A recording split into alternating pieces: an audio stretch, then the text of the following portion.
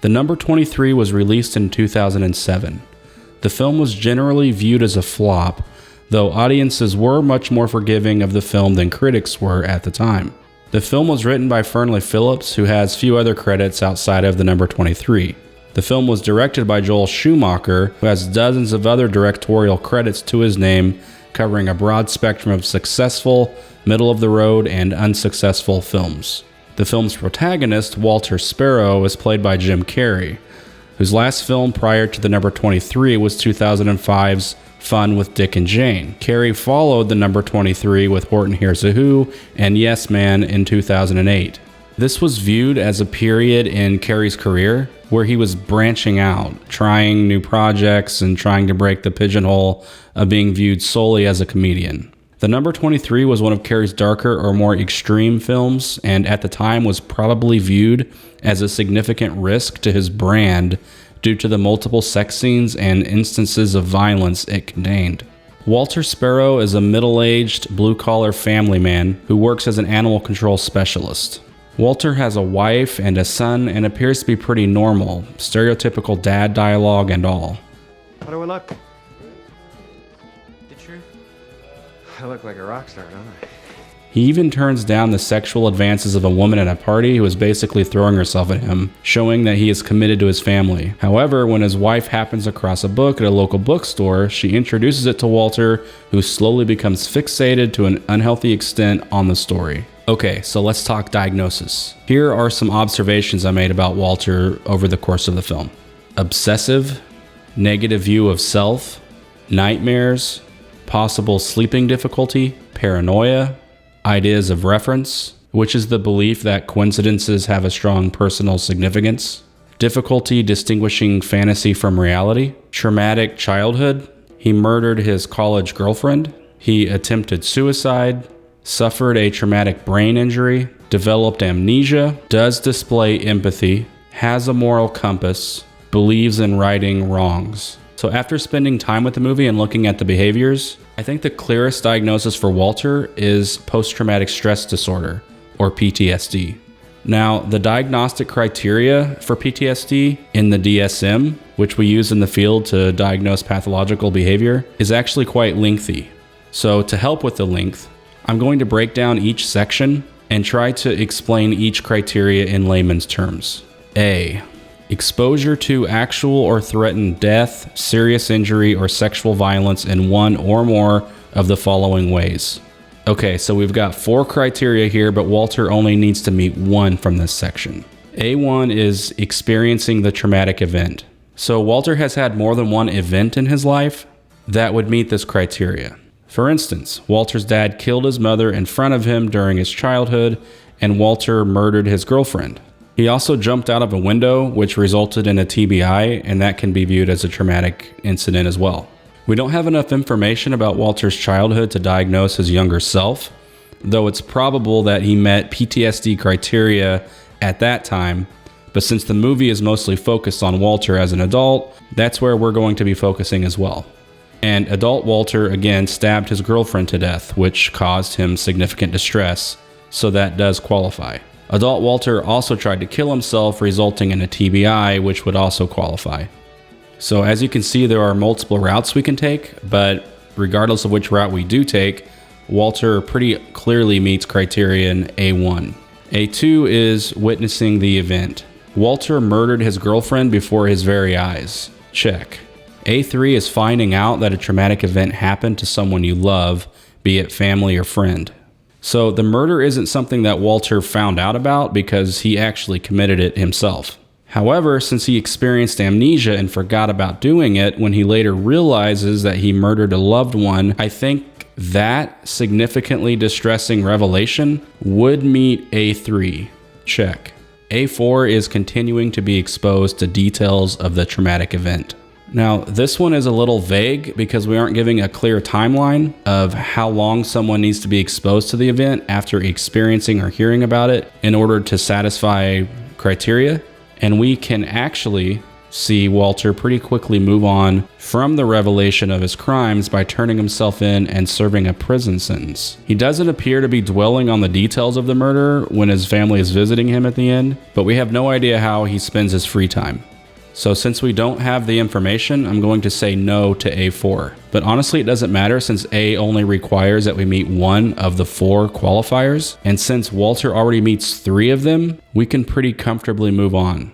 B, presence of one or more of the following intrusion symptoms associated with the traumatic event beginning after the traumatic event occurred.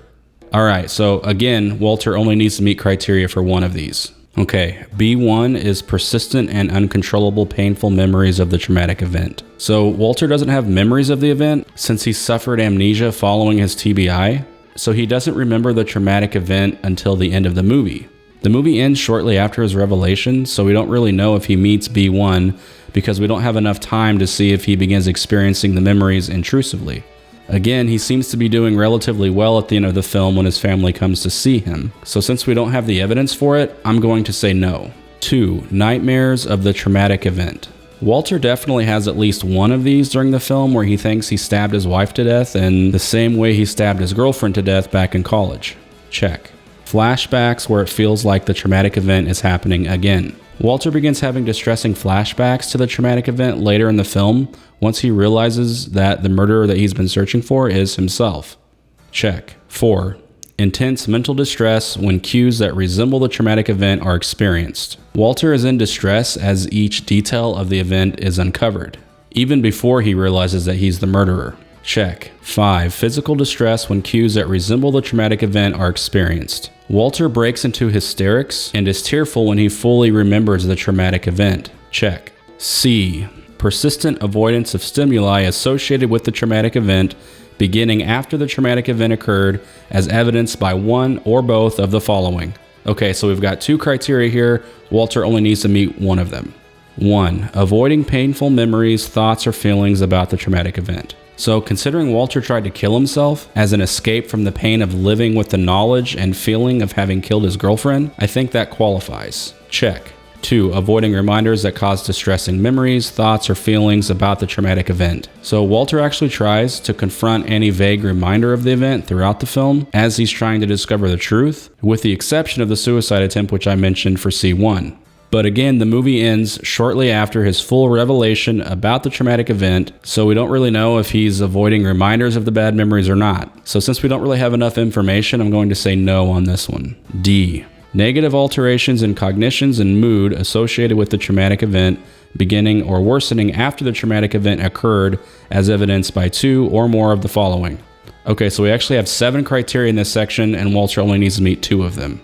1. Can't remember important details about the traumatic event. Okay, this one is a bit controversial since Walter actually experienced 2 traumatic events in a very short time period. That is, he murdered his girlfriend and then tried to kill himself, resulting in a TBI. Now, amnesia could be a symptom of dissociation, which we see in some cases of PTSD, but amnesia can also be caused by a TBI. What's more, a TBI can actually result in PTSD. So we have a complicated relationship between the two, and it's very difficult to tease out which one is actually causing the amnesia. It's possible that the PTSD from murdering his girlfriend is causing the amnesia. It's also possible that the TBI is causing the amnesia, and it's even possible that he's experiencing amnesia from both. We simply can't say for sure either way.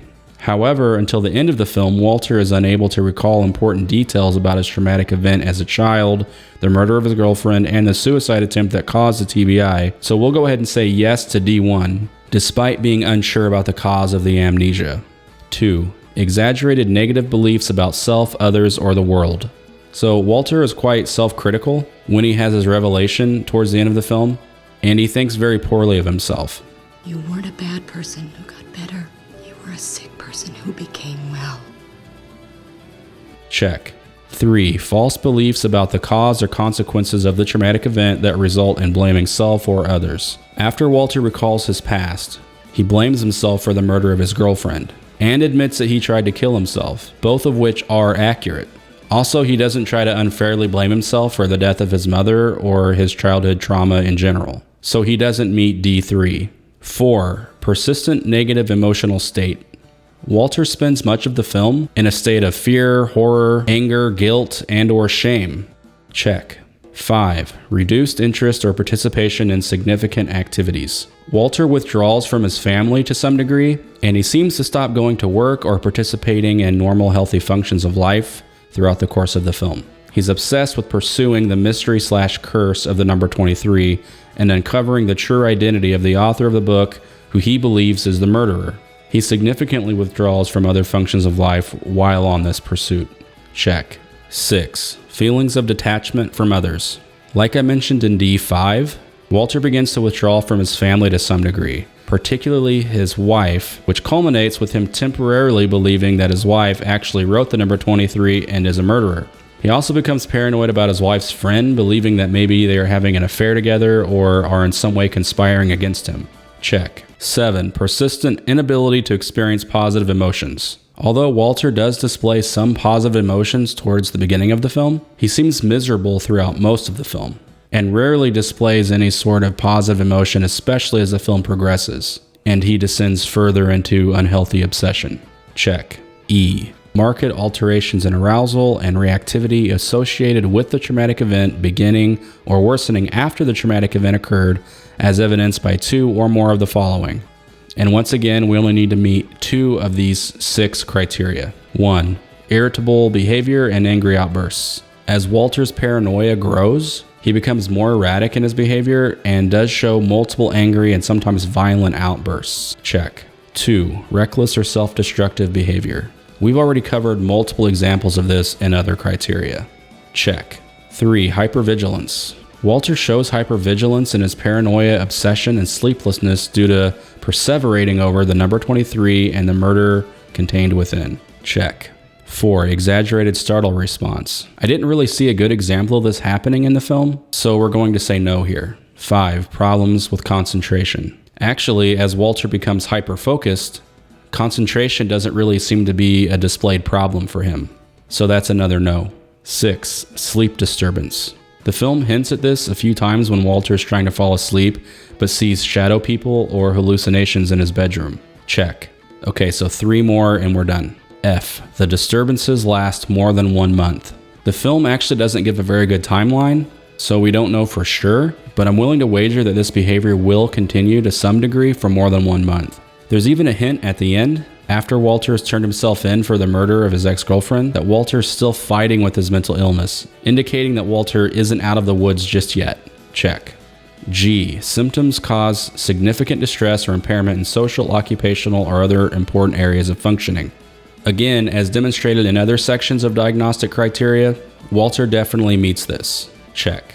H. Not caused by substances or medical issues. The film gives no indication that Walter is under the influence of any substances, but it does show that he has a medical issue, a TBI or traumatic brain injury, which could be causing some of his symptoms, particularly the amnesia. But again, we don't know for certain the extent that the TBI is influencing the PTSD symptoms. But many of Walter's symptoms are more consistent with PTSD than they are TBI. So I think that we can give this a check until proven otherwise. Okay, so we made it through all the criteria. To sum up, Walter meets 3 of the 4 criteria under A and only 1 is required, so A is a go. Walter meets 4 of the 5 criteria under B and only 1 is required, so B is a go. Walter meets 1 of the 2 criteria under C and only 1 is required, so C is a go. Walter meets 6 of the 7 criteria under D and only 2 are required, so D is a go.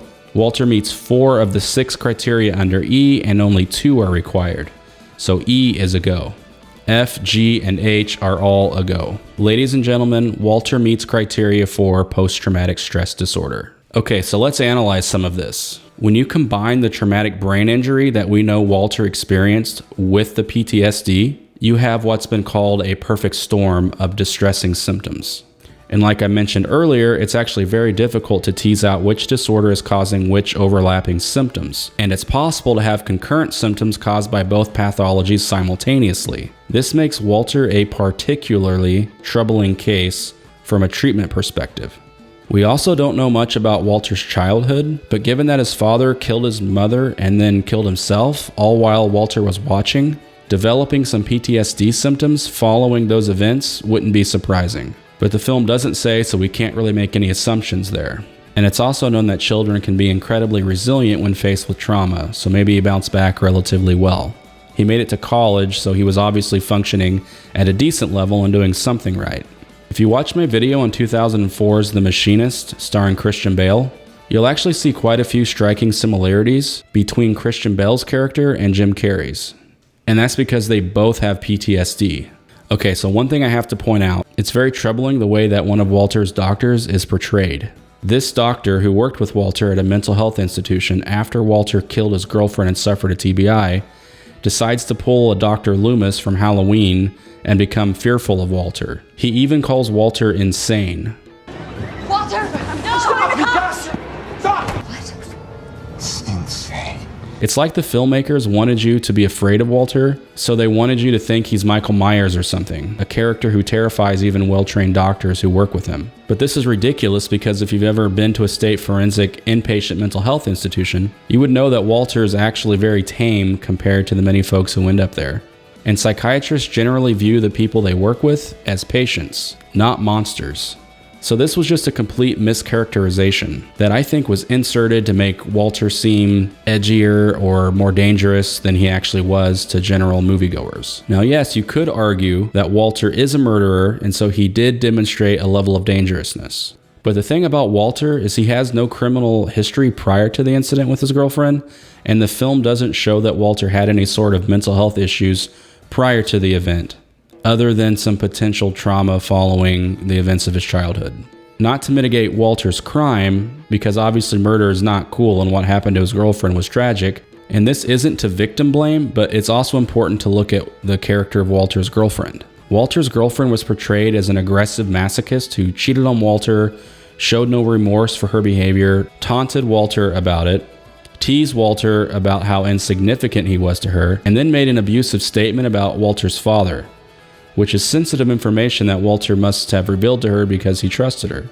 You think you have the guts to use it? Go ahead. Kill me. I love you. I never loved you. Ever. How could I? How could anyone? You're pathetic. Just like your father. Get out! Walter did not premeditate the murder of his girlfriend, but after a heated exchange between them, he did kill her in what could be defined as a crime of passion. He quickly experienced remorse and regret for his actions and tried to kill himself. He's then rehabilitated and returned to society where he is successful, as displayed at the beginning of the movie. When Walter comes to the correct realization about his past, he experiences a great deal of distress and ultimately turns himself in for the crime. He didn't have to do that. But back when the crime occurred, the police thought that it was his girlfriend's recent romantic interest, her professor, who killed her. And so the professor has been serving time for her murder ever since. Walter doesn't want someone else to suffer for his crime, so he helps to exonerate the falsely accused professor and essentially trade places with him. Again, he didn't have to do this, but the fact that he chose to do it tells you something about Walter's character and belief/value system. So Walter is not a sociopathic monster. He doesn't meet criteria for antisocial personality disorder, and he's not by default a criminal or murderer. He made a terrible mistake, which he realizes, and then accepts responsibility for his actions above and beyond what is common. Walter is a troubled man who had a very traumatic childhood, but despite his circumstances, he's still trying to rise above the hand he's been dealt in life and do the right thing. And I think that's admirable. And if you look at his presentation at the beginning of the movie, which is Walter after successfully completing treatment, he's a lovable and honorable family man, a reality I imagine he can return to after undergoing further treatment and serving his sentence. To me, The Number 23 is a somewhat interesting film idea that has a decent opening, but gets steadily worse as it goes along. The film wants to be a conspiracy theory, an eye-opening revelation about a specific number, but also both an empathetic and bastardizing look at mental illness, combined with a weird story of self-discovery where the protagonist finds out he's actually looking for himself, Angel Heart style, which is a fantastic movie from the 80s starring Mickey Rourke in his prime that you should definitely check out if you haven't already. The film just tries to do too much instead of really focusing on one or two things. There was a point in the film where I found myself thinking, okay, this is really getting pretty ridiculous. But then it just keeps going and going, getting worse, and completely falling apart. It's a tonal mess with an incoherent, messy message. The film even dips into so bad it's good territory, and I sometimes found myself laughing at scenes that were obviously not intended to be humorous. Ultimately, the useful thing I try to take away from the number 23 is this is an exercise in paranoia, delusion, conspiracy, guilt, misery, revelation, vindication, and justice. It's a lot of ground to cover and a pretty tall order for any movie to successfully navigate, so falling short isn't exactly surprising. I can appreciate what the film was trying to do, at least in the beginning, but I think that most people can agree that the end result is pretty disappointing. Still, taken as a case study of one man's journey, a journey into madness and later redemption, I think we can find something of value here, though you may have to really limit your expectations in other areas. And that does it for this episode. Like my video and subscribe to my channel for future episodes. Let me know in the comments below if there are other movie or TV show characters you'd like me to analyze and possibly diagnose. And I'll see you next time on Psychocinology.